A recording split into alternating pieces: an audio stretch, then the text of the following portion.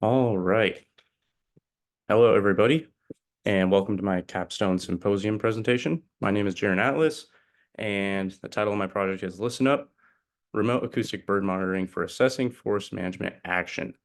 And for my capstone project, I worked with the Great Peninsula Conservancy, and my site supervisor was Adrian Wolf, and my faculty supervisor, or my faculty advisor, was Tim Billow. So a bit of background on my subject. Urban expansion encroaches on nearby habitats, putting nocturnal avian species at risk. Um, Owls play a crucial part in controlling rodent populations and regulating healthy ecosystems as well. The Great Peninsula Conservancy frequently deploys external audio recording devices to collect data in their conservation lands. And I'll talk a little bit about what that exactly entails later on in my talk here.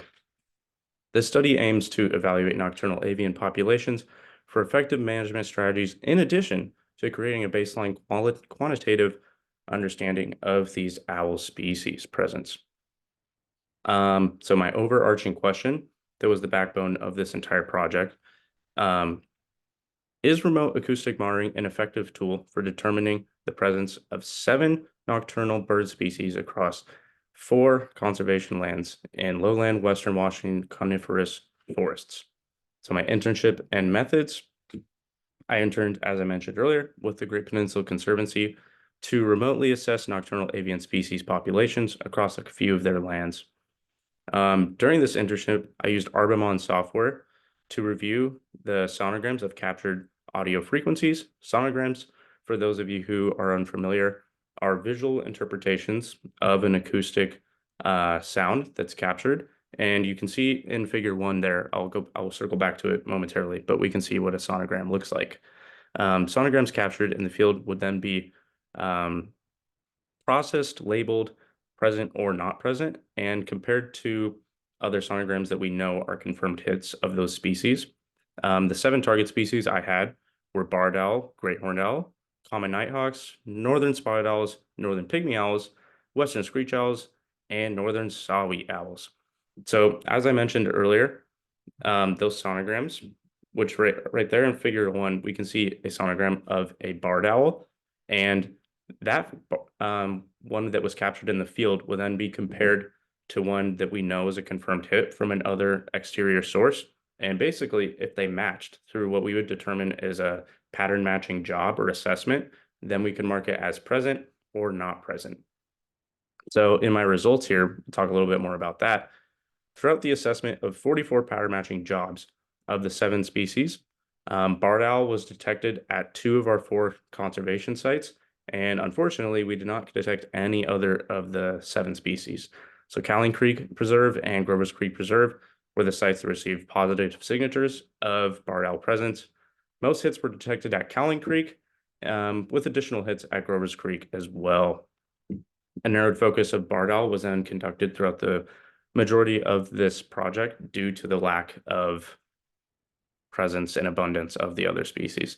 So as we can see here in table 1, we have all of the 7 species there and total detections across all of our plots. So there was a total of 79 signatures, present signatures detected across all the plots, and all of which corresponded to barred owl. So 100% of those intakes were all barred owl. And then we can see here in figure 2 as well, it's more of an in-depth look at what that barred owl assessment kind of looked like. So across 7 different tests for barred owl across these different sites with a more narrowed focus on only that bird, we detected 71 present signatures at Cowling Creek, 8 signatures at Grover's Creek, and unfortunately at our other 2 sites, Johnson, South Sound, and Klingel, we did not detect any at all. So that brings us to a later part of our results section here. And this breaks it down even further to hourly detections. As we can see here at Grover's Creek, still received most of the signatures as consistent with our previous table here. But we can also see that between the hours of 1800 hours and 1400 hours, or 2400 hours, excuse me, we received most of our signatures during that time period. So general takeaways of this study here. Low species diversity, but we did see high barred owl abundance. Detection of presence found only in those two sites, Cowling and Grover's Creek. And I'll circle back to our third bullet point here in a second, and then a general baseline understanding was achieved through this data collection. So now, was my original question answered?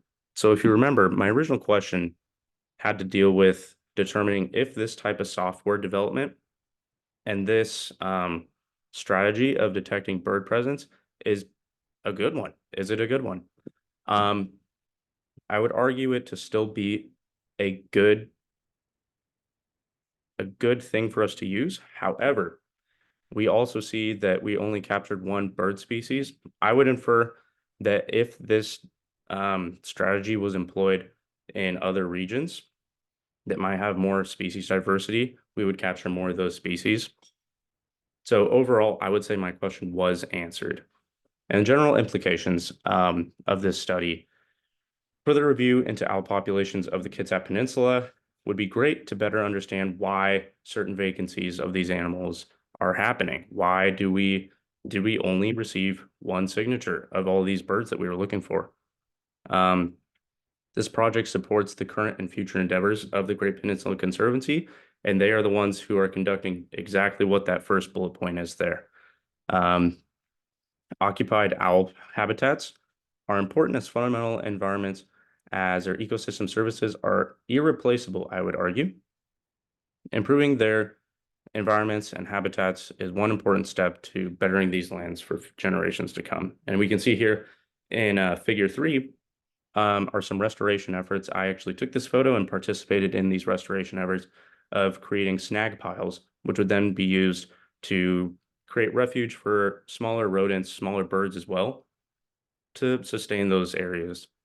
Finally, with my acknowledgments, I'd like to thank Adrian Wolf for taking me under his wing, no pun intended, throughout this study.